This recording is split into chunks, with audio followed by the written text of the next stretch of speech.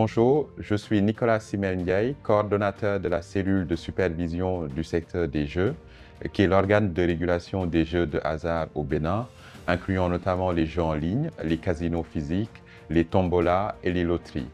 Je suis ravi de partager avec vous l'expérience du Bénin, dont le gouvernement a initié en juillet 2023 une réforme ambitieuse autour de 3 axes. D'abord, la modernisation du cadre institutionnel.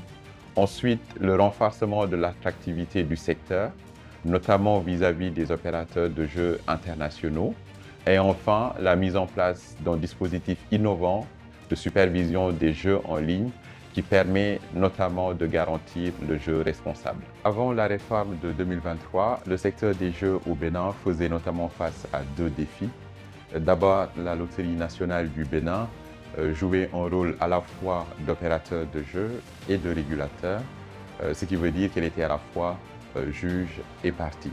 Ensuite, les textes en vigueur dans le secteur dataient du début des années 2000, ce qui veut dire, là encore, qu'ils étaient en décalage avec l'évolution des technologies et des pratiques, en lien notamment avec l'essor considérable des jeux en ligne partout dans le monde et en Afrique en particulier.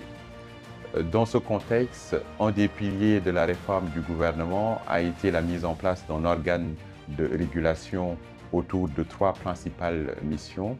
D'une part, la modernisation des textes en vigueur à travers l'élaboration et l'adoption d'un certain nombre de décrets, d'arrêtés portant notamment sur les modalités d'obtention des agréments pour être opérateur de jeu et des modalités d'exercice des activités d'opérateur de jeu. Ensuite, l'instruction des demandes d'agrément et le contrôle de la conformité du respect des engagements par les opérateurs bénéficiant justement de ces agréments. Et enfin, la lutte contre le jeu illégal et la promotion du jeu responsable. La réforme initiée par le gouvernement en juillet 2023 a permis d'obtenir des résultats absolument remarquables en moins de 18 mois. D'abord, en matière de mobilisation des ressources, l'État a pu multiplier par 3,5 les recettes issues du secteur des jeux. Ensuite, en matière d'attractivité, le Bénin est devenu extrêmement attractif pour divers types d'opérateurs de jeux. À titre d'exemple, Betclic a pu déployer ses opérations de jeux en ligne. Partouche, qui est l'un des leaders européens en matière de casino, est désormais en charge de l'exploitation du casino du Sofitel. Et dans une autre mesure, la Loterie nationale du Bénin a pu réussir avec brio son opération de cotation à la Bourse régionale d'Afrique de l'Ouest.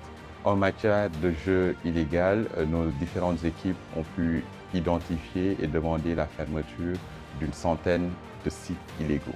Tous ces résultats ont été possibles grâce à un certain nombre de facteurs, parmi lesquels le déploiement d'une plateforme de supervision et de contrôle des jeux en ligne qui agrège l'ensemble des paris et des paiements. Cela permet au pouvoir public d'avoir une meilleure visibilité sur l'ensemble du secteur des jeux, tout en faisant également la promotion du jeu responsable grâce à un certain nombre de mécanismes de KYC. Depuis la réforme de 2023, le Bénin s'inscrit dans une dynamique continue de modernisation du secteur des jeux qui fait face à des défis globaux qui se posent à l'ensemble des pays dans le monde. À titre d'exemple, le jeu illégal représente 30 à 40% du marché européen. Notre expérience au Bénin permet de mettre en lumière 2 facteurs clés de succès. D'abord, une collaboration transparente entre l'ensemble des acteurs de l'écosystème du secteur et ensuite une régulation globalement efficace et qui apporte des bénéfices tangibles à l'ensemble des parties prenantes, qu'il s'agisse des États, qu'il s'agisse des opérateurs de jeux ou qu'il s'agisse enfin des joueurs eux-mêmes. Le Bénin entend poursuivre cette dynamique de modernisation du secteur des jeux en s'appuyant sur des standards internationaux tout en partageant également son expérience avec d'autres pays en Afrique et dans le monde.